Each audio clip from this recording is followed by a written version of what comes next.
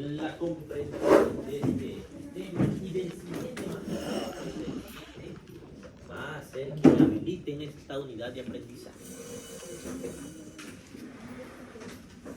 Generalidades. Para un examen físico adecuado es necesario conocer la topografía torácica.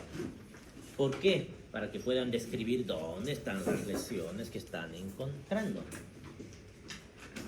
Esto no sé si explica bien en el libro, no me he puesto a leer con detalles en el libro. Entonces, tenemos que saber la proyección de los lóbulos pulmonares. ¿Por qué? ¿Qué es lo que vamos a describir en la inspección, palpación, percusión y auscultación? En inspección, ¿qué podemos decir? Alguna tumoración, alguna cicatriz, ¿qué más? Deformidad. Alguna deformidad, ¿qué más? ¿Dónde vamos a decir que está la cicatriz, tumoración o lo que sea que encontremos? Algún lugar del tórax tiene que estar. Y para eso necesitamos la topografía, ubicarnos y decir en qué parte exacta. Porque si decimos en el tórax es bastante grande. Incluso si decimos cara anterior, posterior, sigue siendo bastante grande la topografía. Necesitamos ubicarnos dónde está exactamente la lesión. Luego tenemos la auscultación. Y en la auscultación, ¿qué podemos encontrar? Sonidos. Esos sonidos hay que describir dónde los encontramos si es que están anormales. Y eso va a ser diferente. Vamos a usar dos topografías diferentes. Eso no está tan claro en su libro, pero vamos a explicarles ahora. Se deberán reconocer los reparos anatómicos, que ya es un repaso de lo que han hecho en anatomía. El esternón, las mamilas, las escápulas en la pared posterior y las apófisis espinosas vertebrales. Con eso ya podemos ubicarlos. Y a eso le vamos a aumentar unas líneas para trazar líneas tanto en la cara anterior como en la posterior y las laterales. Esas líneas en la cara anterior tenemos primero la línea axilar anterior, es esta. La axila tiene tres líneas. La anterior que pasa por aquí, la media que pasa por el hueco de la axila y la posterior que pasa por aquí. Esas tres líneas tenemos. En cara anterior la que vamos a ver es la línea axilar anterior. Luego tenemos la línea medio clavicular. La clavícula la dividimos en dos. Justo por la mitad de la clavícula vamos a trazar una línea hacia abajo.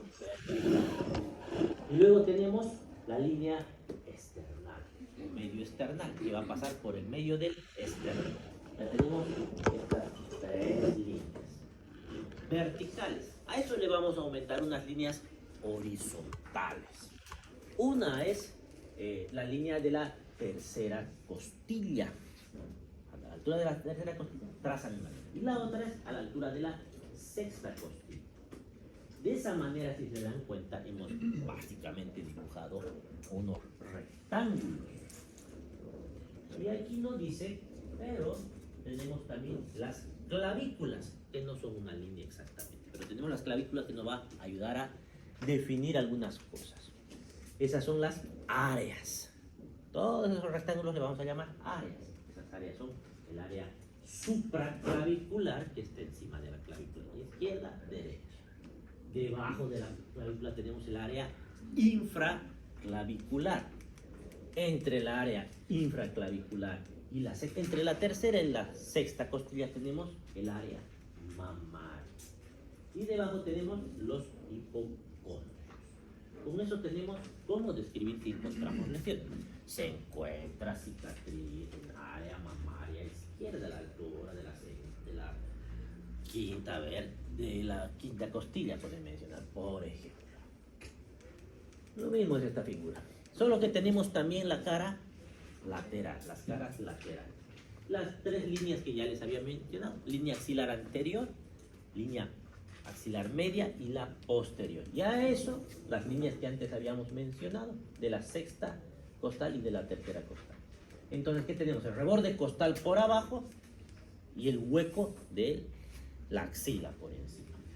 Y esa sexta costal nos va a dividir en el área axilar anterior, área axilar posterior. Y tenemos el área infraxilar anterior y posterior. No hay gran problema. La parte posterior, vamos a tener también otras líneas. Que tenemos la línea vertebral que pasa por las apófisis espinosas de las vértebras. Luego tenemos la línea paravertebral que pasa al lado de las vértebras. Tenemos la línea medio escapular, aquí la escápula, así como hicimos con la clavícula, pues vamos a trazar la línea medio escapular. Tenemos otras líneas que son la infraescapular, justo debajo del ángulo de la escápula, el infraescapular. Y tenemos la duodécima vértebra dorsal. Y la escápulo-espinal que pasa por la espina de la escápula. Y de esa manera tenemos otras áreas, la supraescapular, la escapular, la interescapular y la infraescapular. De esas, todas esas áreas que suenan un poquito complejo, que hay que memorizarlas, no nos sirven tanto, les cuento, para describir la auscultación, que es lo que más vamos a hacer. Lo único que nos sirve esto es para definir las lesiones que vayamos a encontrar en la caja torácica. Por algún motivo le prestan demasiada atención a esto, pero no nos sirve tanto en la auscultación. Les digo porque no sé si está tan claro en su libro, creo que no está tan claro en su libro. Para la auscultación, ¿qué vamos a hacer? Para la auscultación, la forma más sencilla de escribir lo que encontramos, el campo pulmonar. El área pulmonar dividimos en tres. El campo pulmonar superior, derecho e izquierdo. El campo pulmonar medio, derecho e izquierdo, y el inferior. Y con eso podemos describir. Evidentemente tenemos que decir si es en el tórax anterior, tórax posterior o lateral. Tenemos un área supraclavicular. Esa área supraclavicular es muy importante en nuestro medio, donde vamos a poner nuestro estetoscopio justo ahí para escuchar el vértice del pulmón. ¿Por qué es tan importante en nuestro medio? Porque tenemos una patología bastante común pulmonar, crónica. ¿Cuál era? La tuberculosis.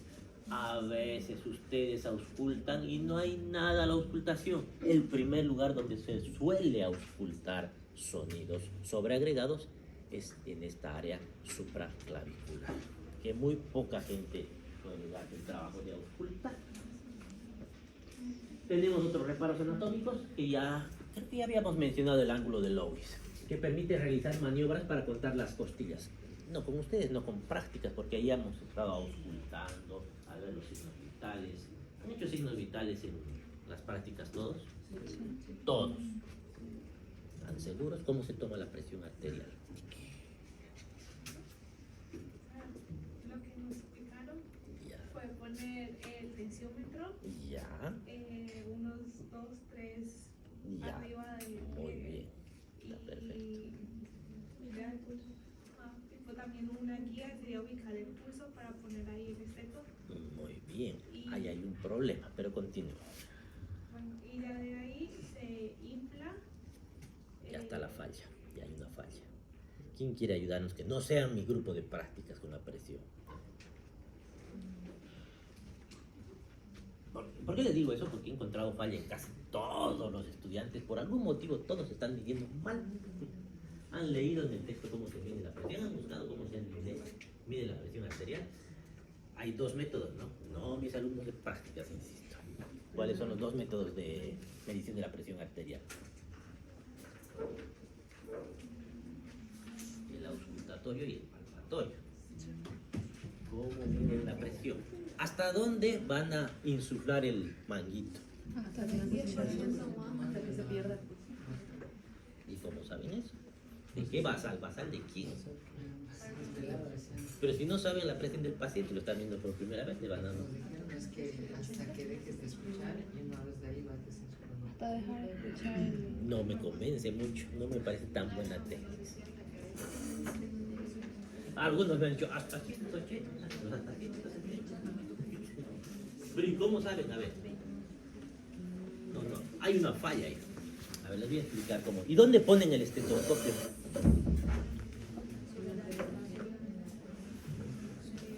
Donde se escucha el pulso. Donde se escucha. Está bien. ¿Dónde se escucha el pulso? ¿Acaso el pulso se escucha? Muy bien.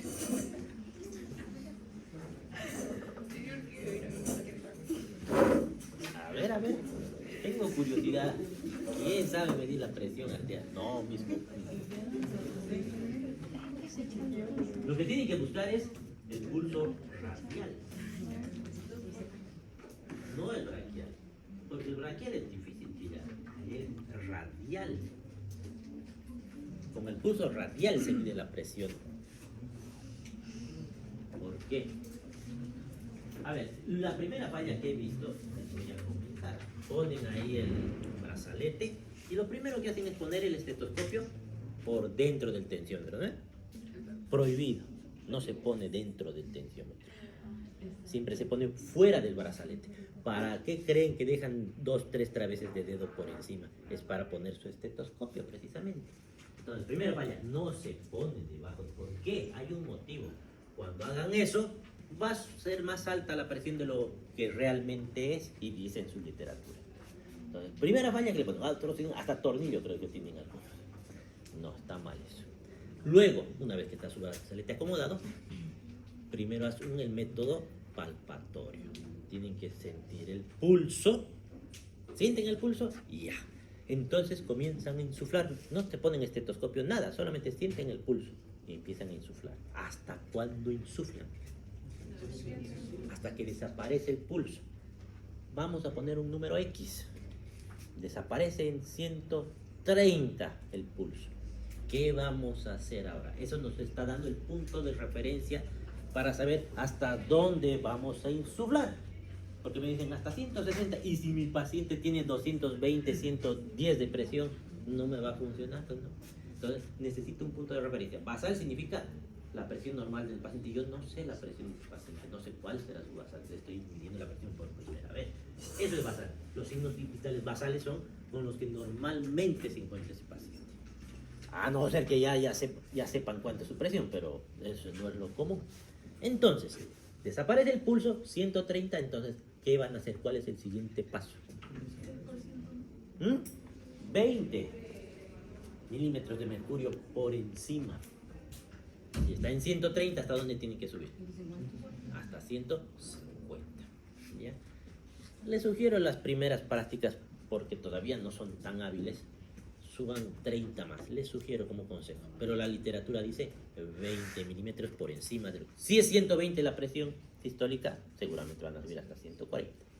Ya. Ahora sí se ponen su estetoscopio. Se ponen su estetoscopio y suben hasta 150, 130. Y de 150, ¿qué hacen luego?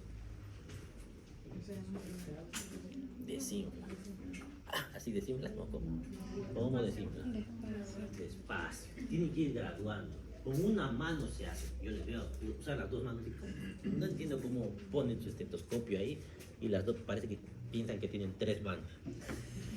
Con una sola mano. No se usan 2 manos para desinsuflar. ¿Ya? Y tienen que ir regulando. Eso es practicar. Luego, ¿qué hacen? Empiezan a desinsuflar, ya están auscultando. Por fuera, no por debajo del... Un pedacito podría entrar, no todo, porque si no van a cambiar la presión. Luego, ¿qué van a hacer? ¿Cuándo aparece la sistólica?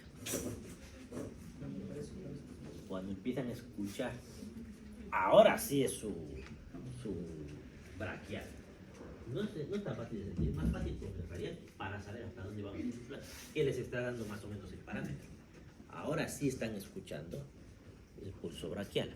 Aparece y eso es la sistólica. ¿Y cuándo es la diastólica? Así se ve la presión. Ya, prohibido que usen aparatos digitales. Porque, pero si ahora tenemos tecnología, ¿por qué no usamos un tensiómetro? No, prohibido. Eso es para sus padres, para sus primos, para sus tíos. Porque hay un motivo. No es porque soy malo y quiero que... Como que se descalibra. Más fácil que se descalibre su esfigmomanómetro. No es exacto.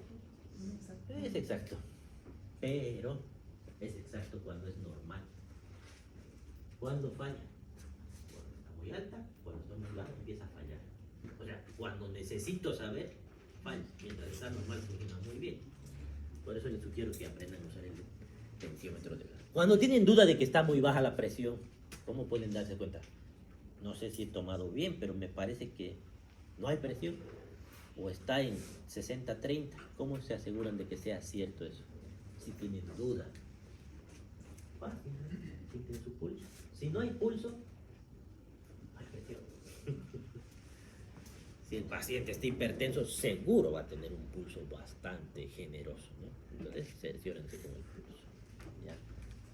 Eso les decía, me había olvidado de decirles antes porque es la principal falla que he encontrado. La siguiente falla que he encontrado, muy común, que les pido que tomen la frecuencia cardíaca. ¿Están con su oxímetro o están ahí sintiendo su pulso? ¿Eso es frecuencia cardíaca? No, ¿qué es eso? Pulso. ¿Pulso y frecuencia cardíaca son iguales? Sí, no. O sea, no son lo mismo. Frecuencia cardíaca, ¿cómo se obtiene? ¿Y cuál es la diferencia entre el pulso y la frecuencia cardíaca? ¿Hay diferencia? Le dije sí, ¿no? ¿Por qué? ¿De dónde viene el pulso? Ah, de la frecuencia, más o menos. Eso es el bombeo. Para que haya pulso, tiene que pulsar sangre en el ventrículo izquierdo, expandir esas arterias tienen que hacer resistencia, porque si no hacen resistencia, no, porque igual va a llegar al tiempo a todo lado. Entonces, ¿la frecuencia cardíaca y el pulso deberían ser iguales? Sí, deberían, pero no siempre. Hay una situación donde no es igual, donde la vida del paciente corre riesgo, sí. Se les ocurre la tontería de poner el oxímetro o sentirle su pulso. Ahí está en 60, dice. Y el paciente es diaforético y se nos cae el paro. Ya ha pasado. Eso.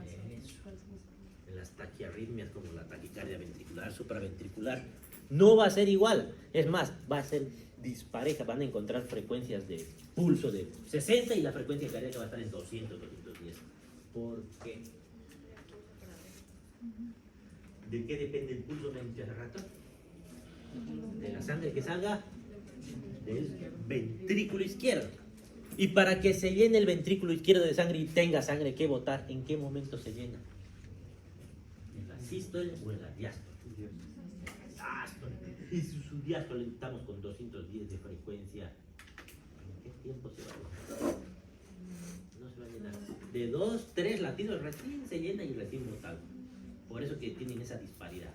Por eso el 99% de las veces, seguramente más, incluso 99.99% va a ser lo mismo. Pero hay situaciones que no va a ser igual. Cerciórense, aunque sea, no tomen toda la frecuencia cardíaca, si han tomado el pulso, pero pónganle el estetoscopio para ver si está parecido por lo menos. Porque llama la atención. Yo estoy sintiendo un pulso de 60 y le pongo el estetoscopio y está. Seguramente eso no está igual. Entonces ahí sí es el trabajo de hacerlo completo. ¿Ha quedado claro eso? Es la otra parte. ¿Dónde ponen el oxímetro? En el dedo medio se pone. ¿Y de qué mano? En la mano dominante. Si son zurdos, en la mano izquierda. Si son diestros, en la mano derecha. Es igual como en las películas. No es que mida mal, pero a veces va a costar que mida y el lugar más eficiente es el dedo medio de la mano dominante. ¿Ya? Continuemos. Entonces aquí teníamos, me acordé porque con esto buscamos para medir la frecuencia cardíaca, que no sé dónde miden, a veces ponen hasta en el lado derecho. ¿Dónde miden la frecuencia cardíaca? ¿Dónde escuchan? En el corazón, pero ¿en qué parte más? Ya me convencen más o menos, no tanto, pero ¿qué se llaman esos lugares donde pongo mi estetoscopio? Los focos de ocultación, que son 6 incluso, pero los 4 más importantes, ¿cuáles son? Aórtico. Eso. Y ahí, ya en calle les voy a preguntar dónde están. Lo veremos.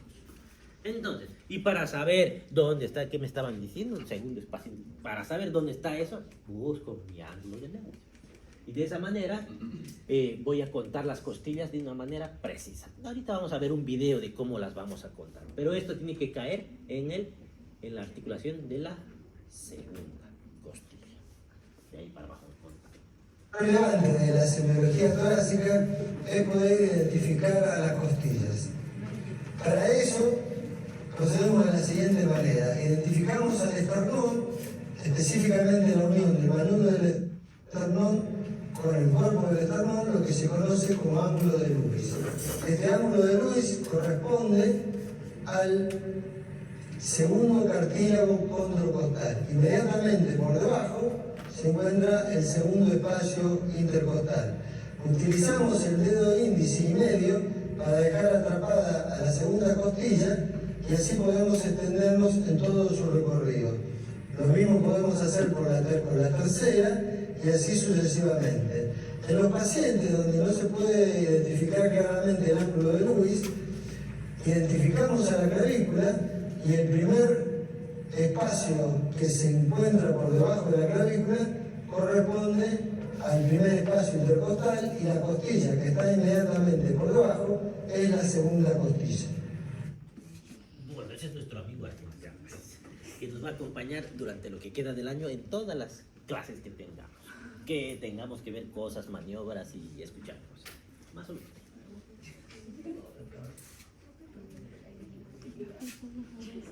¿Sí? ¿Qué?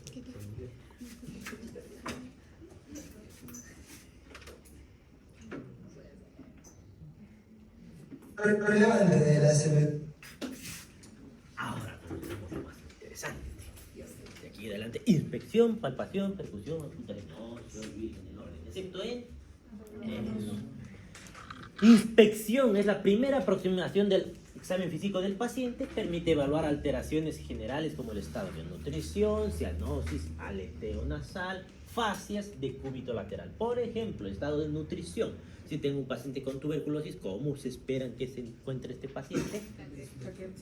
Puede estar caquético o desnutrido. ¿Cuál es la diferencia entre desnutrición y caquexia? Desnutrición extrema es la caquexia, ¿no? Bien. ¿Qué más? Cianosis. En esta parte que estamos viendo pulmonar, automáticamente veo cianosis y ya estoy pensando que hay una alteración, ya sea cardíaca o pulmonar, más que todo pulmonar, que el paciente no está oxigenando bien y por tanto está acumulando hemoglobina desoxigenada. Bien. Aleteo nasal.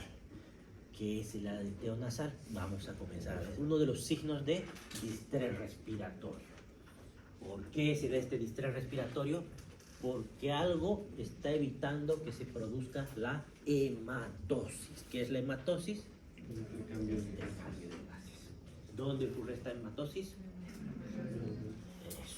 Entonces, cualquier cosa, vamos a poner como ejemplo una neumonía. ¿Una neumonía qué es? Infección del parénquima pulmonar, que va a afectar más que todo qué parte del pulmón. El alvéolo. El alvéolo tiene aire normalmente. Aquí se va a reemplazar por se va a llenar de secreciones. Se va a hepatizar, dice. Va a hacer una condensación. ¿Qué significa condensar? Va a solidificar. Lo que era como una esponja lleno de aire, al estar lleno de secreciones de pus o de sangre, ¿qué le va a pasar? Se va a volver algo sólido. Y eso va a ser muy importante a la hora de dar nuestros diagnósticos en el examen físico. Al solidificar, bueno, ya ese alvéolo está lleno de secreciones. ¿Qué va a pasar con el aire? ¿Va a poder entrar el aire a ese alvéolo? Con mucha dificultad. O si no, directamente no va a poder ingresar. Y si no ingresa el aire, ¿en qué momento va a haber la hematosis? ¿Qué va a suceder con ese paciente? Va a disminuir su grado de oxigenación. Y por tanto, el paciente, ¿qué va a hacer si disminuye su grado de oxigenación? Eso va a depender también del tamaño de la neumonía. No es lo mismo una neumonía muy pequeña que una neumonía muy grande, o una bilateral, o una neumonía grave que ocupa un montón de espacio en ese pulmón. Depende del porcentaje del pulmón que se afecte. Si es muy grande la afectación, ¿qué va a pasar con ese paciente? ¿Qué va a hacer ese paciente? ¿Cómo van a notar que está en insuficiencia respiratoria? Seguramente, como no puede oxigenar, va a intentar compensar. ¿Cómo va a compensar? Va a aumentar la frecuencia respiratoria. Seguramente igual irá aumentando la frecuencia cardíaca, pero la frecuencia respiratoria aumentará. Y para que aumente la frecuencia, ¿quién es el músculo que nos hace respirar? Entonces, ¿qué le va a pasar a ese diafragma cuando aumente la frecuencia respiratoria? Se va a cansar porque es un músculo que puede entrar en fatiga y no es como el miocardio, este se cansa. Entonces, porque lo estoy haciendo trabajar más para compensar, ¿qué va a pasar cuando se canse? Se va a quedar a descansar. Y eso va a pasar. Antes de que eso suceda, ¿qué va a pasar? Antes de que entre en parada respiratoria el paciente. ¿Por qué va a entrar en parada si no hacemos algo? Va a empezar a pedir ayuda a alguien. ¿Quiénes son los que le van a ayudar? Los músculos accesorios. ¿Quiénes son esos músculos accesorios? Si no funciona, el paciente va a intentar meter la mayor cantidad de... Y al hacer eso, la nariz empieza a moverse. Eso se llama aleteo nasal. En los niños es más evidente que la desesperación de meter aire desde el paciente. Las facies, vamos a ver facies características como la facies neumónica más adelante. El decúbito lateral, ¿qué nos va a decir? Porque el paciente va a estar en decúbito lateral. ¿Qué ha sucedido? Derrame pleural. La inspección del tórax debe comenzar con la observación de la piel. Hemos dicho el examen físico general, si está cianótico, estufaje. Ahora pasamos a la inspección del tórax general. Ese tórax, porque ahí está el pulmón, hay que hacer una inspección con la observación de la piel, tejido celular subcutáneo, músculo, y esto orientará a posibles diagnósticos, porque si está caquético al ver poco tejido celular subcutáneo, sarcopenia es por si acaso cuando hay disminución de músculo. Entonces voy a pensar en enfermedades como tuberculosis. ¿Y qué otra enfermedad me va a hacer pensar si lo veo caquético en mi paciente? Pulmonar. ¿Quiénes más se desnutren aparte de la tuberculosis? Cáncer de pulmón. Eso. Cicatrices. Si veo cicatrices en ese tórax, voy a pensar que le han hecho algún procedimiento antes, que le habrán puesto un tubo del tórax, que le habrán hecho una cirugía torácica. Ya tengo que ir pensando y describir dónde están esas cicatrices. Fístulas. ¿Qué es una fístula? Una perforación como tal. Pero lo que está viendo está aquí sí les hace pensar, pero es una comunicación entre dos cavidades. En este caso, la cavidad torácica con el exterior, porque lo estamos viendo desde afuera. ¿Ya? Atrofias musculares, ya hemos dicho tuberculosis, circulación venosa colateral y el edema en el síndrome mediastínico, como estamos viendo en la imagen, que ya habíamos mencionado antes con su maniobra de Perner. También podemos encontrar la ginecomastia. ¿Qué es ginecomastia? Cuando los hombres tienen senos, básicamente. No deberían tener. Eso le llamamos ginecomastia. Y si es unilateral, si es un solo lado que tiene ginecomastia, hay que pensar en cáncer de pulmón. Tórax estático. Dividimos la inspección del tórax en dos. El tórax estático y el tórax dinámico. ¿Qué significan esas dos divisiones? El tórax estático es cuando vemos el tórax como tal, no nos importa lo que se mueva, estamos viendo la forma del tórax, nada más. Y el tórax dinámico, ¿a qué nos referimos? Cómo se mueve, las características que tiene para moverse ese tórax. Comenzamos con el tórax estático. ¿Qué vamos a ver? La forma del tórax, básicamente. Aquí tenemos algunas variaciones. El tórax en tonel, como en este caso, que hemos dicho por qué es. Fíjense que está insuflado, en insuflación permanente. ¿Y por qué puede ser eso? Es un tórax enfisematóso, porque hay enfisema. El enfisema es la presencia de aire, más aire de lo que debería haber. ¿En quiénes vamos a ver? En los pacientes con EPOC. ¿En qué otros pacientes? En las crisis asmáticas, en los pacientes asmáticos.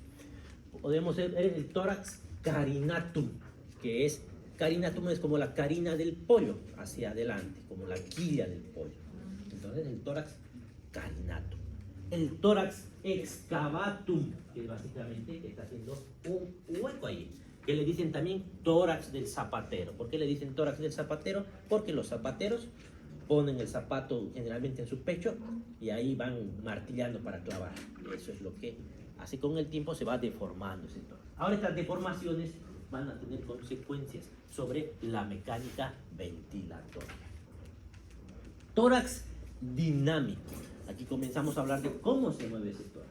En el análisis de los movimientos del tórax se permite evaluar el tipo de respiración, la frecuencia respiratoria. ¿Cuánto es la frecuencia respiratoria?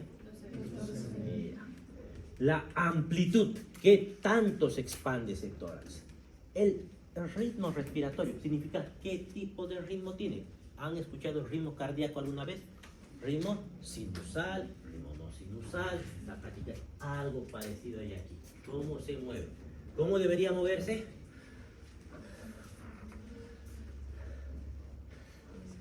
Ahí debería moverse.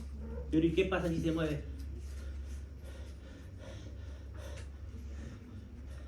Está cambiando el ritmo. Y vamos a ver varios tipos de ritmo. Los signos de dificultad ventilatoria, que está dificultando que entre aire al tórax de ese paciente. Primero, el tipo respiratorio, que va a ser diferente en las mujeres, los hombres y los niños. En las mujeres es costal superior, en los hombres es costo abdominal. ¿Qué significa?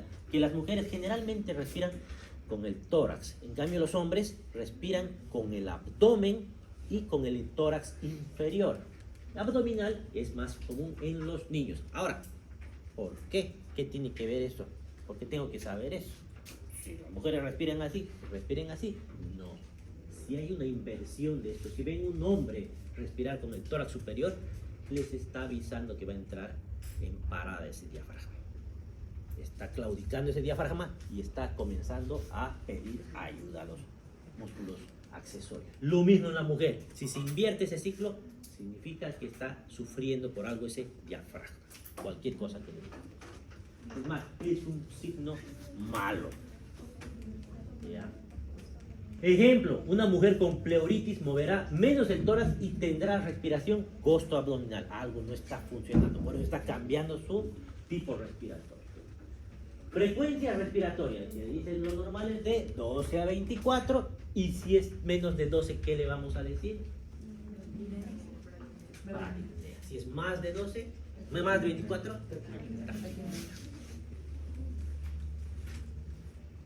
se explora colocando las manos sobre el paciente de 30 segundos a 1 minuto. No hagan eso.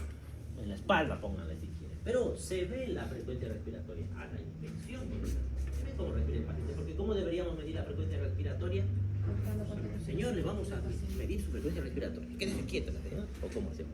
Le avisamos. Mientras estamos haciendo el examen físico, podemos ver, o sea, mientras se le toma la temperatura, igual podemos ver que el paciente está respirando. ¿Por qué no le avisamos? Porque va a alterar su ciclo respiratorio. Automáticamente hagan la prueba entre ustedes. Automáticamente se ponen nerviosos. ¿Por qué qué me quieren medir? Y empiezan a respirar diferente. Ya. Aquí es importante que sea 1 minuto y no 30 segundos o 15 segundos como dice ahí. ¿Por qué? Como es tan poquita la frecuencia respiratoria, en que vean su reloj incluso y vean pueden perderse uno y a calcular mal su frecuencia respiratoria. ¿Ya? Amplitud respiratoria. ¿Qué tanto expande o que tampoco expande? O superficial. Entonces, si expande profundo, le vamos a llamar batipnea. Si expande muy poco, hipopnea, la respiración superficial. El ritmo respiratorio indica los ciclos entre inspiración, expiración y apnea. ¿Qué es apnea? Que deja de respirar por un pequeño momento. Entonces, tenemos la respiración de Biot. Que fíjense, el paciente respira, expande, expande, expande y de repente deja de respirar. Está en apnea.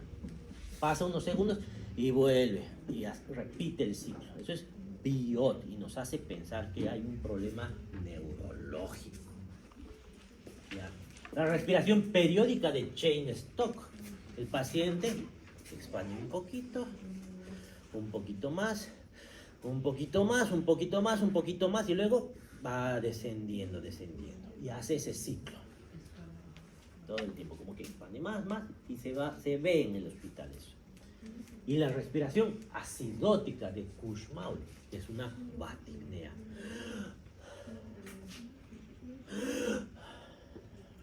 ¿Qué está haciendo con el paciente?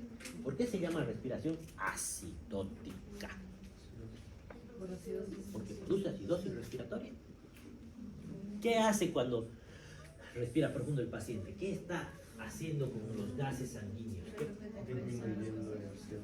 ¿Pero por qué? ¿Qué hace? ¿Qué hace que respire muy rápido?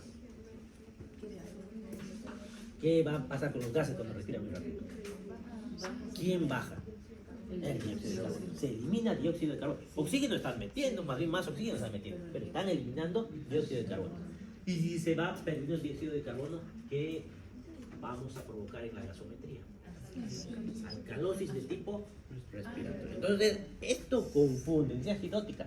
Es en realidad una alcalosis respiratoria en compensación, como dice su compañera, a un evento que es la acidosis metabólica. Cuando el paciente tenga acidosis metabólica, va a respirar así para intentar compensar. Intentar, no siempre lo logra. Es más, generalmente no logra. Chain Stock. ¿Es la periódica? Miren.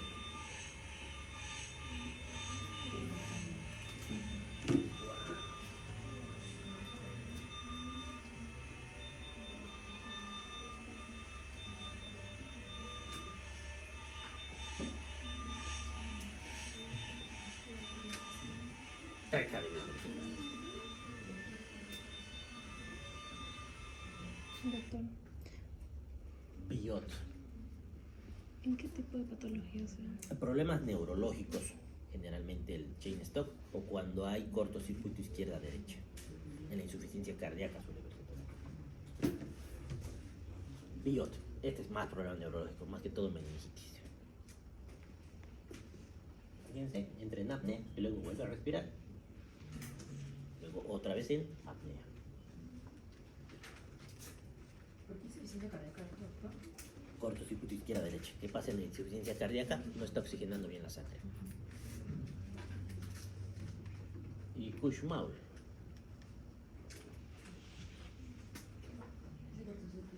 Profunda. Incluso a veces confunden esto, que el paciente está, en el COVID, ¿cuántas veces han confundido? Una vez me acuerdo que estaba en el área de COVID, me meten un paciente que estaba respirando así. ¿Y por qué respiraba así? Porque decían que estaba con su neumonía por COVID, ¿no? Que estaba con dificultad respiratoria. Pero lo veo al paciente que ya estaba en el área de COVID, con una botella de agua tomando. Tomaba y tomaba mientras respiraba. No tenía mucho sentido. Los pacientes que están así no están pensando en tomar agua. Cetoacidosis diabética. Paciente, mírenle la glicemia, pido, y estaba en 500, creo. Sáquenlo de esa área. No tenía nada en pulmón. La cetoacidosis diabética solamente. Signos de dificultad ventilatoria. Aparecen cuando existe una obstrucción en cualquier punto del tracto respiratorio, como la que hemos dicho, la neumonía. Finalmente se está obstruyendo el alveolo, o cualquier tipo de obstrucción. Va a querer compensar ese punto. Entonces, el aleteo nasal inspiratorio. Fíjense.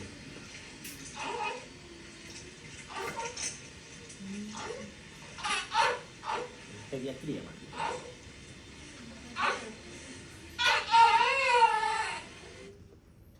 Tiraje es el hundimiento o retracción de los espacios intercostales o de las fosas supraesternal o supraclavicular.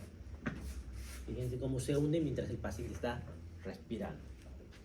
La fosa supraclavicular. También se ve intercostales. Creo que más adelante tenemos un video de intercostal. Tirajes. Se hunde, es como que hiciera presión negativa. Fuerte. Uso de la musculatura accesoria, músculos esternocleidomastoideos, trapecios intercostales, esos son los que se van a usar. Los abdominales también son, por si acaso, accesorios. Respiración en balancín.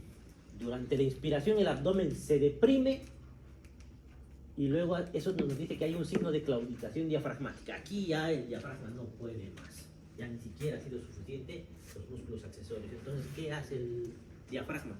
Dice, no voy más. Paro a descansar por lo menos una. Y le dice al abdomen, tú respira por mí. Entonces, respiro con el tórax una, descanso, la siguiente el abdomen va a respirar. Ahora van a ver en la imagen. Y empiezan a hacer como un balancín. Y eso les está pidiendo el cuerpo de ese paciente que lo intuben, por favor. Porque ese paciente va a ser parada en muy poco tiempo. Esa es la respiración en balance. Súbeme, por favor, por favor, por favor.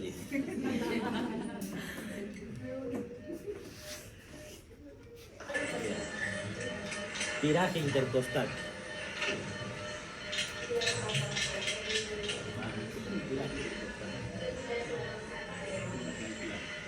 Aquí dice aleteo nasal, pero justo le he cortado la parte del aleteo nasal. Imagínense que está con eso también.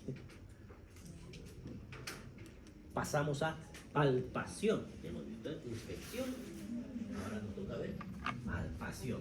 ¿Qué vamos a ver en palpación? Bueno, ¿qué vamos a sentir en palpación? Verifica, completa algo está.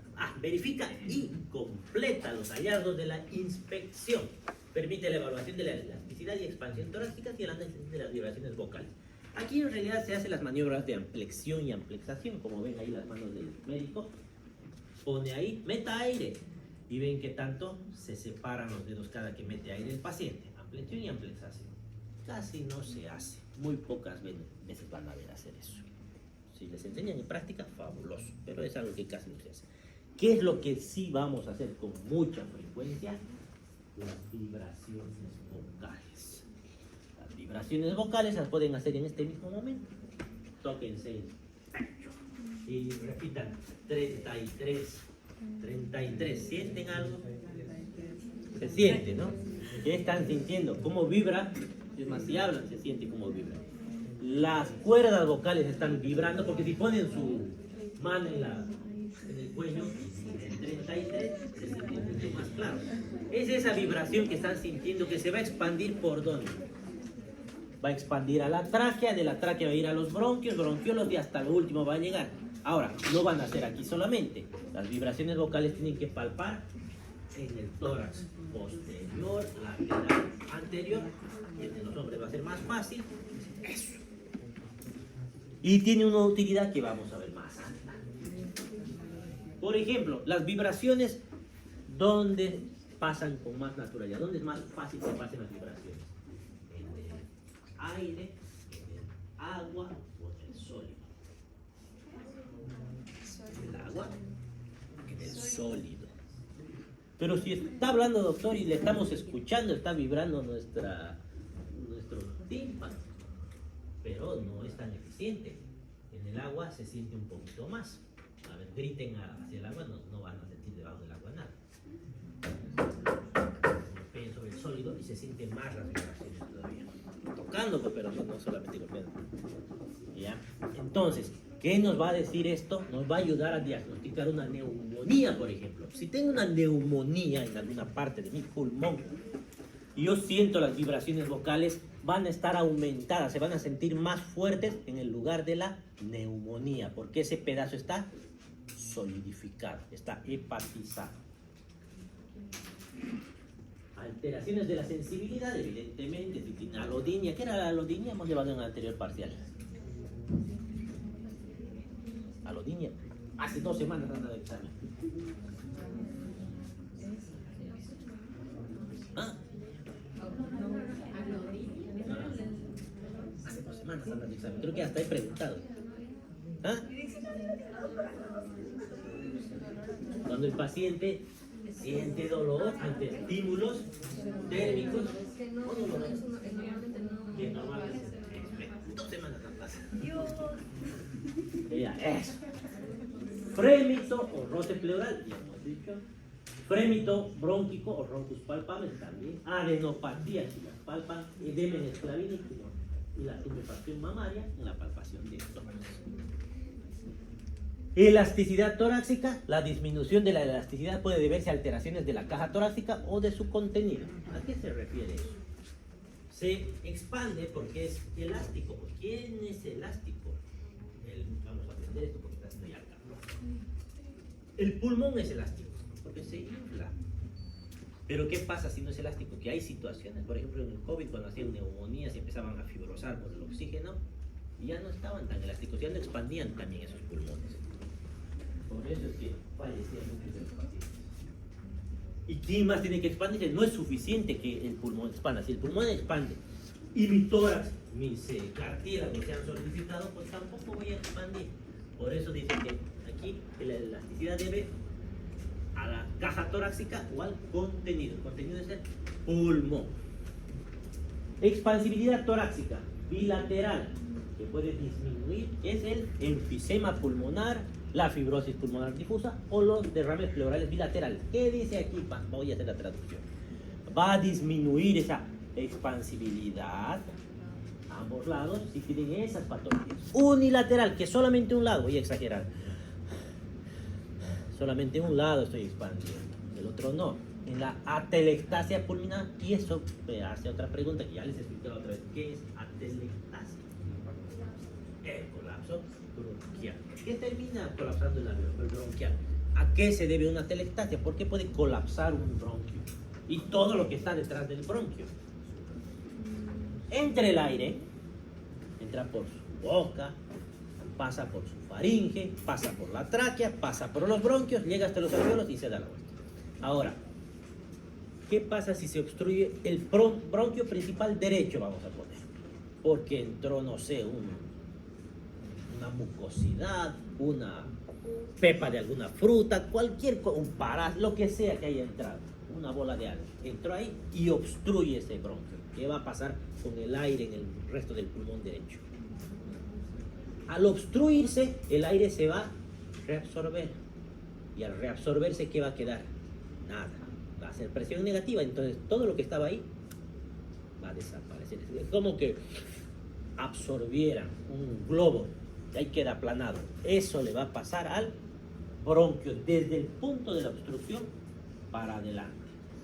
Eso va a ser la atelectasia. ¿Y qué pasa si disminuye el espacio? Si ya no hay aire, ¿qué va a pasar con ese pulmón que ocupaba este espacio? Va a ocupar ese espacio. Vamos a tener signos directos e indirectos de esa atelectasia. En radiografía también les van a enseñar cómo encontrar esos signos. ¿Qué va a pasar con el diafragma de ese lado de la atelectasia? Va a subir. ¿Qué va a pasar con el mediastino? ¿Se va a desviar hacia dónde? Hacia el lado de la atelectasia, porque hace presión contra el tórax, presión negativa al tórax, entonces se va a desviar. Ahora, ¿de qué va a depender que haya todo eso? Va a depender del tamaño de la atelectasia. No es lo mismo que tenga una atelectasia de un bronquiolo perdido por ahí, a que haga una atelectasia del bronquio principal, o de un lóbulo básicamente. Entonces va a depender del tamaño de la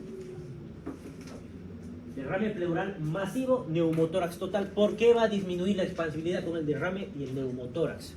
Porque el líquido va a ocupar el espacio del diafragma. Bueno, que el pulmón necesita para Entonces, como hay eso que está ocupando, ya sea el aire o el líquido, el pulmón no va a poder expandirse, entonces va a ser evidente que ese hemitórax, la mitad del tórax, no va a expandir.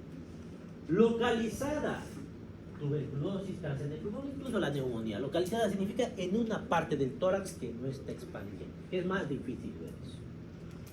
Maniobras para examinar la expansibilidad de las bases son aflexión y amplexación que están viendo ahora. Pasamos a las vibraciones vocales. Esto sí es lo más importante, las vibraciones vocales.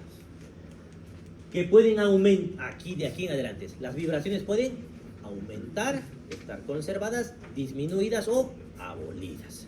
¿Cuándo van a estar aumentadas? Porque pueden aumentar esas vibraciones. En condensación. Cuando hablamos de condensación, lo más común es la neumonía. Permeabilidad bronquial, que esté lleno de secreciones esos bronquios. Contacto del foco con la pared torácica. Esa neumonía, si está lejos de la pared torácica, probablemente no sintamos esas vibraciones vocales. Pero mientras más cerca de la pared torácica, más fácil que sintamos el aumento de las vibraciones vocales. ¿Cuándo van a estar disminuidas esas vibraciones? ¿Cuándo? ¿Se imaginan? Cuando ustedes tocan las vibraciones, están tocando la vibración de los bronquios. ¿Qué va a hacer que disminuyan esos bronquios? ¿En qué situaciones? El derrame. ¿Por qué en el derrame? Porque entre mi mano y mi pulmón está ahí una pequeña pared muscular y el hueso. Pero en cambio, si hay un derrame, a eso tengo que aumentarle todo el espacio del derrame. Mientras más amplio sea el derrame, menos voy a sentir. Lo mismo va a pasar en el neumotórax.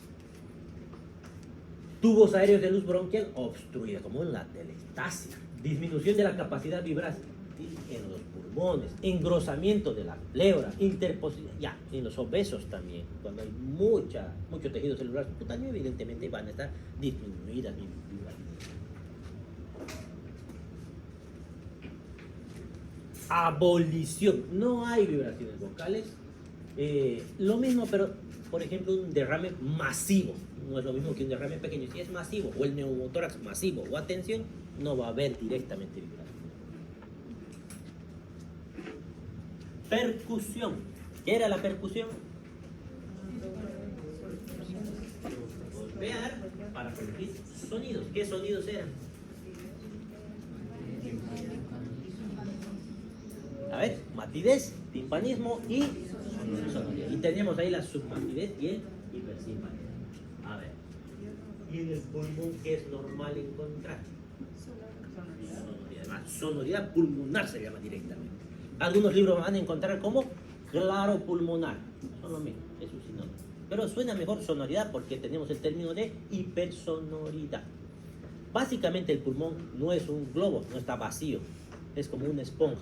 Por eso no es timpánico, porque timpánico sería una cavidad hueca, vacía. Es un procedimiento de exploración que consiste en la aplicación de una serie de golpes sobre la superficie. ¿Qué superficie? Ojo con dónde van a poner su dedo para percutir. ¿Sobre las costillas? No, en los espacios. Porque queremos percutir el pulmón, no las costillas. Sirve para delimitar los contornos de los órganos y fijar límites entre regiones normales y patológicas. Por ejemplo, si percuten una neumonía, más o menos puede decirles el tamaño de esa neumonía. La vibración del pulmón depende del volumen, densidad y tensión. Ya está. Mate, por ejemplo, aquí es un derrame pleural, el pulmón normal. Submate, tengo una neumonía que está debajo del pulmón. Normas generales de la percusión del tórax. Vamos a encontrar la sonoridad pulmonar, que es normal. Matidez y submatidez. ¿Dónde vamos a encontrar submatidez? El espacio que está con pulmón y debajo del pulmón está el hígado. ¿Ya? Sonido timpánico en el espacio de Traube, donde está el estómago. Hipersonoridad, ¿cuándo vamos a encontrar? Cuando hay mucho aire. ¿Cuándo vamos a encontrar mucho aire? No, pero dentro del pulmón. Hipersonoridad. ¿Cuándo hay más aire de lo que debería haber en ese pulmón? En el pulmón, no en el tórax. Eso. Entonces, en el EPOC y en las crisis asmáticas. Eso.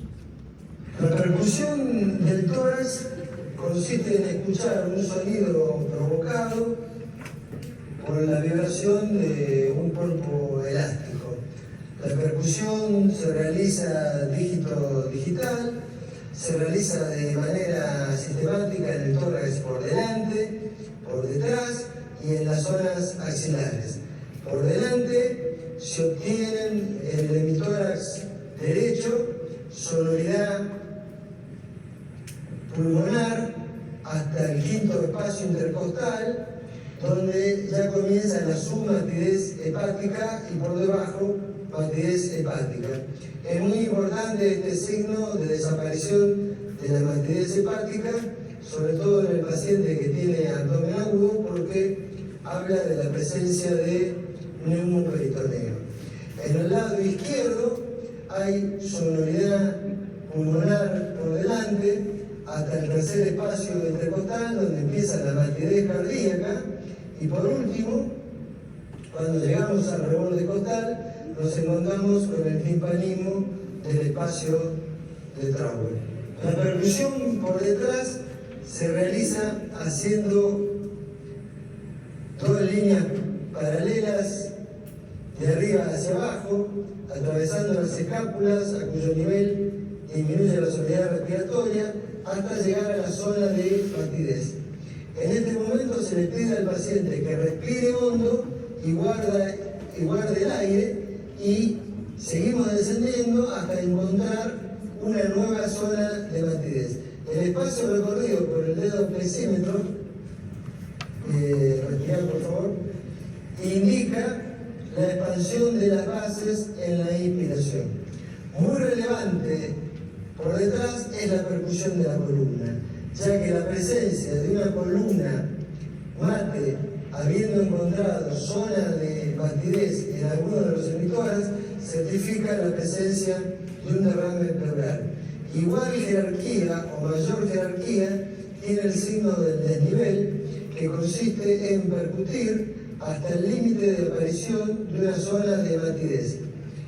Dejando el dedo plexímetro sobre ese límite superior de la zona de batidez, se le pide al paciente que incline hacia adelante y se vuelve a percutir hacia abajo, pudiendo comprobar que la batidez ha disminuido significativamente o ha desaparecido, lo que indica que el líquido se desplazaba libremente en la cavidad pleural y certifica el diagnóstico de derrame pleural.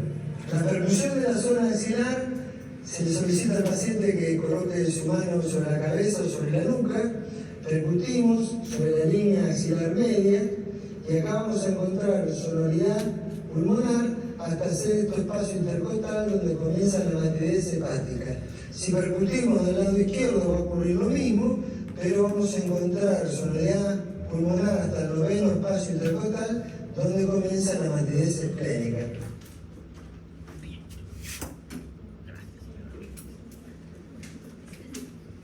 ¿Qué hora? No tenemos tiempo. ¿Cuánto es? Hasta 50 tenemos. Ya. Auscultación. Ahora viene lo más importante del pulmón, porque generalmente todos hacen auscultación y se olvidan hacer de todo lo demás. Está mal, porque no podemos construir nuestros síndromes pulmonares, que más adelante vamos a ver cómo se construyen con una tabla de manera sencilla. Bueno, pero la auscultación lo que hace la mayoría. Nos aporta datos sobre el estado del parencima y las pleuras. Debe realizarse mientras el paciente respira lenta y profundamente por la boca. Meta aire profundo por la boca. Jote. Y nos fijamos que no haga bulla, pues. Si hace eso no está mal, vamos a escuchar cualquier cosa. Nos cercioramos que no haga bulla por la boca y auscultamos. No le hagan respirar como la mayoría les dicen, respire como cansado. ¿Qué van a? Si le digo que respire como cansado, ¿cómo va a respirar? Lo van a desmayar el paciente. ¿Se va a desmayar de verdad? ¿Por qué se va a desmayar? Porque encima que están aprendiendo van a estar largo rato escuchando. ¿Por qué se va a desmayar el paciente? ¿Quieren desmayar? Le hagan eso ahorita, se van a desmayar. Algo está haciendo. Sí, hemos hablado hace un rato. No llega, sigue no llega. Está perdiendo el dióxido de carbono.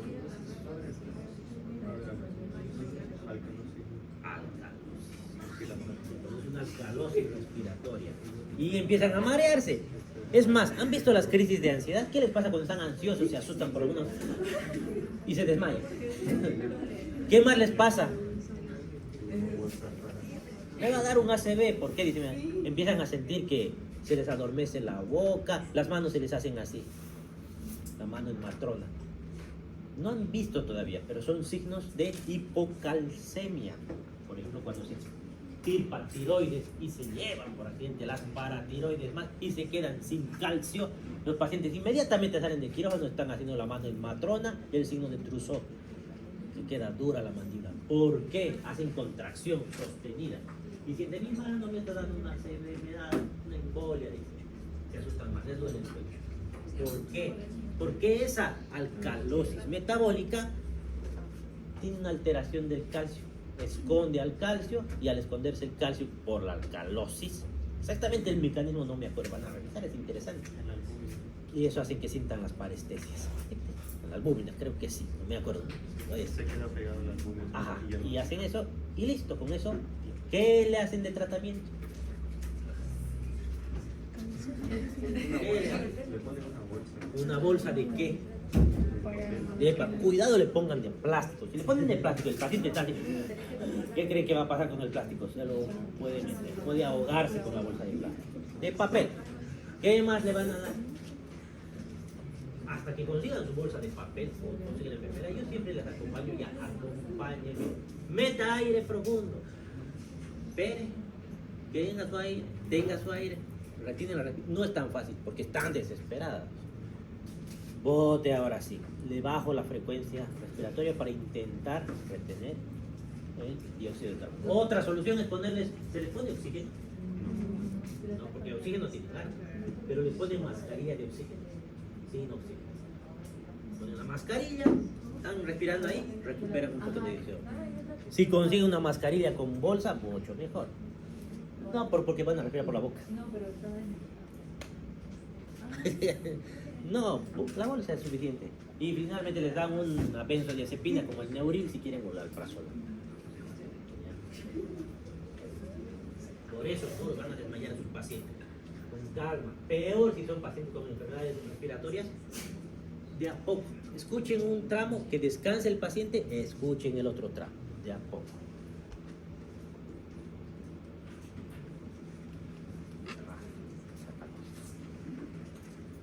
Ahí es un gráfico que básicamente lo que escuchamos en el pulmón, porque finalmente son los campos superior, medio, inferior, pero no se olviden que los pulmones no son iguales uno que el otro, porque en cual hay 2 lóbulos y en cual hay 3. Entonces va a haber diferencias, incluso la proyección de los lóbulos medio, superior y inferior va a ser diferente en ambos campos, pero eso sí tienen que tener en cuenta. ¿Dónde van a auscultar? Ya tenemos nuestro amigo Argente Álvarez que nos ha mostrado. Una forma sencilla es, por ejemplo, posterior, auscultan aquí, lo están haciendo al revés, pero hay varios métodos. Pero siempre es simetría. Escuchan aquí, luego aquí, luego aquí, luego aquí, luego aquí, luego aquí, aquí. En este caso lo han hecho al revés, pero están guardando la simetría. Donde no se escucha en el tórax posterior, no pongan el estetoscopio encima de la escápula. No se van a escuchar bien. Escapan de la escápula. ¿Qué es normal encontrar en la auscultación pulmonar? Si ustedes se auscultan ahora van a escuchar el murmullo vesicular. ¿Por qué vesículas? Porque está entrando el aire a esas pequeñas vesículas que son los alveolos. Y además el aire que ingresa a través de los bronquios, el susurro del bosque, murmullo vesicular. Esto vamos a usar.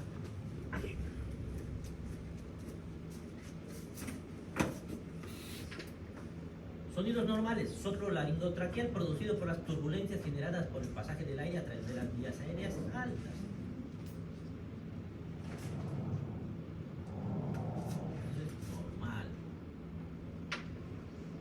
Murmullo vesicular.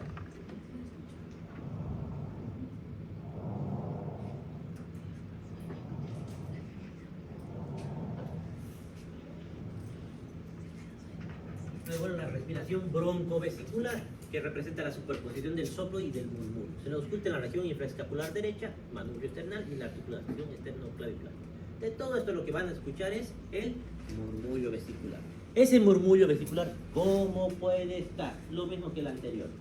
Puede estar aumentado, conservado, disminuido o abolido.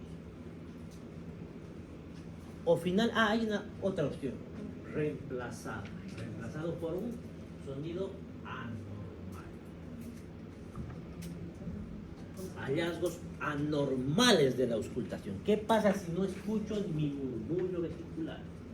Aumento por hiperventilación pulmonar, por ejemplo en el ejercicio, en la hiperventilación supletoria. Supletoria significa ¿por qué? Porque está supliendo la necesidad de que algo hace que esté ventilando menos, como en la atelectasia, en los derrames pleurales masivos.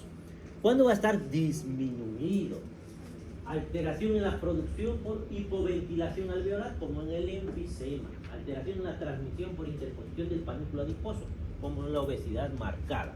O por interposición de líquidos o aire, el neumotórax o el derrame pleural. ¿Cuándo va a estar reemplazado por otros sonidos? Pueden ser el soplo broncotubárico, casi idéntico al soplo laringotraqueal, de tonalidad más alta en zonas del parénquima pulmonar, tubos aéreos. ¿Dónde van a encontrar esto? En la neumonía. Porque ¿qué escuchamos en un pulmón normal? Entra el aire a través de los bronquios y se llena a los alveolos. En la neumonía, ¿qué hemos dicho que está afectado? Los alveolos. Los bronquios no. Entonces el aire entra solo por los bronquios y escuchamos cómo pasa por ese tubo el aire y no entra a los alvéolos. Ese es el soplo tubárico, característico de neumonía. El soplo pleural, producido por un pulmón colapsado en el derrame pleural, auscultable por encima del nivel del derrame. Si el derrame es hasta aquí, pues aquí escucharé el soplo pleural. Soplo cavernoso o cavitario. El nombre nos está diciendo, estamos escuchando el soplo en una caverna, producido por la existencia de una cavidad grande cerca de la pleura. ¿Qué tipo de caverna es más frecuente que nos encontremos? ¿Producida por qué enfermedad? Por la tuberculosis. El soplo anfórico, presente en el neumotórax, es un ruido parecido a cuando se sopla una botella vacía o una jarra vacía. Ruidos agregados. Vienen las sibilancias y los roncos. ¿Por qué son las sibilancias y los roncos? Por obstrucción, por broncoespasmo. Disminuye la luz de ese bronquio. Al disminuir va a producir la sibilancia. Y el ronco también. ¿Por qué suenan en algunos sibilancias y otros roncos? Por la calidad del bronquio. Pero no hay una explicación tan clara. Se pueden escuchar las dos cosas en esas broncoconstricciones. Solo que la sibilancia es aguda y el ronco es de tono más bajo, grave.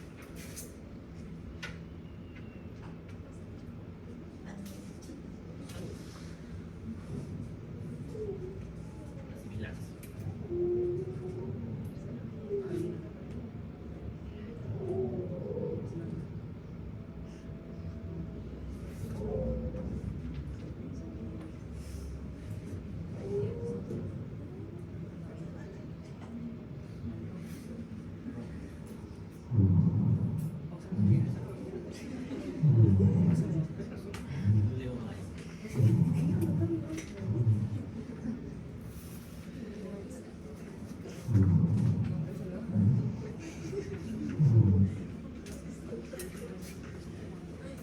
Estertores.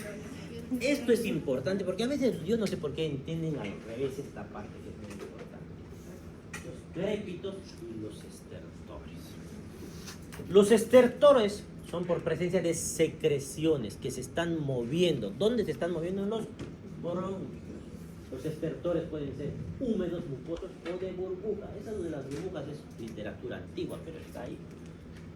En bronquios de diferentes tamaños ocupados de secreciones. Hay los de gran burbuja, mediana burbuja, pequeña burbuja.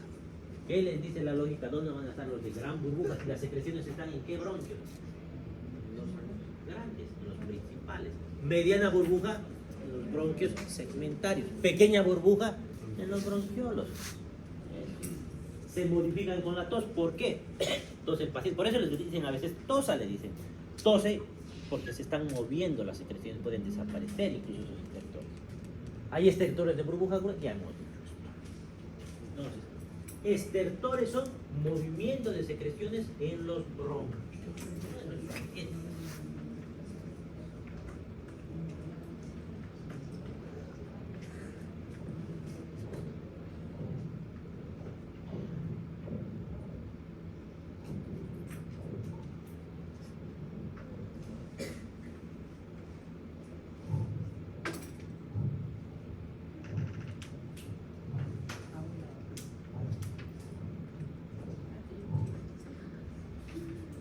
Crepitantes o crépitos. No sé por qué siempre dicen estertores crepitantes, pero no siempre son estertores. Crépitos se producen en los alvéolos, porque el alvéolo, como dijimos, son sacos vacíos. Pero cuando se llenan de secreciones en la neumonía, en el edema del pulmón, ¿qué va a suceder? Ese líquido hace que se vuelva pegajoso y se van a pegar entre las paredes y al despegarse suenan. Pero si suman todos esos alvéolos al mismo tiempo, se escucha, les dije ya la otra vez, como el cabello al lado suyo. Son crépitos.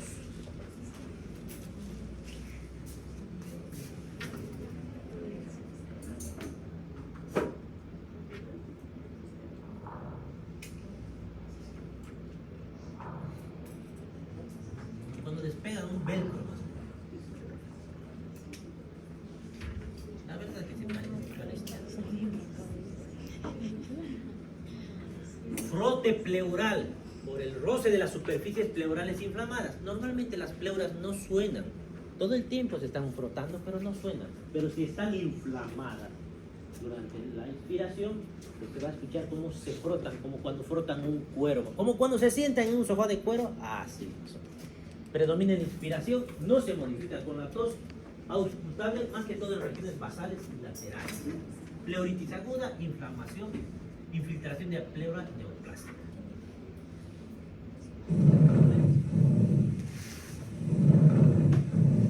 Cuando se sienta en un sofá de cuero.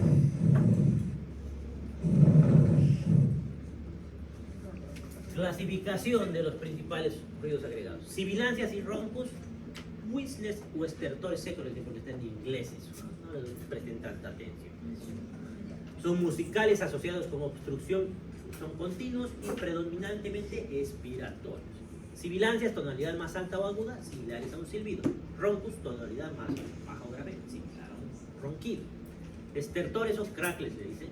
También rales van a escuchar, bastante usan los médicos antiguos la palabra rales en vez de estertores. O estertores húmedos, originados por la presencia de secreciones en los bronquios y alveolos y despegamiento alveolar. En realidad, más que eso, el crépito es en el alveolo y el estertor es en el bronquio. Estertores de gruesos de mediana gran burbuja ya hemos mencionado porque son finos. Ahí algunos piensan que son los estertores crepitantes, más que todo los que se escuchan en el edema agudo de pulmón, porque escuchan las dos cosas, el crépito y el estertor juntos. Auscultación de la voz. No solamente se ausculta el murmullo vesicular. De nuevo volvemos a nuestro 33. Cuando hemos hecho las vibraciones, se han hecho 33. La voz también se puede auscultar. Le ponen el estetoscopio y debe escucharse la palabra 33. ¿Qué es lo normal? ¿Que se escuche bien? No, debería escucharse distorsionado. Entonces, voz sin claridad vocal, consonantes o articulación de las palabras. Se escucha como un ruido, pero no llega a escucharse 33. Si se escucha la palabra 33, eso está mal. A eso se le llama pectoriloquia. ¿Qué significa la palabra pectoriloquia? Pecho que habla. Esa auscultación de la voz puede estar disminuida o abolida cuando hay un obstáculo en la propagación de las vibraciones vocales, como en la telestasia.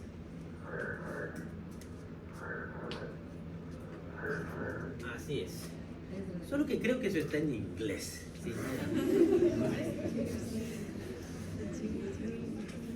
Vibraciones patológicas. Pueden escuchar la broncofonía, aumento de la resonancia de la voz, se escucha más fuerte el 33, pero no se escucha claramente, solo más fuerte. Pectoriloquia, el pecho que habla, voz clara y fuerte y articulación de la palabra. Pectoriloquia áfona, igual que la anterior, pero se oculta con voz cuchicheada. Pero se escucha claramente el 33. Egofonía, que es la voz de cabra, se escucha una voz temblorosa como apretando la nariz con los dedos.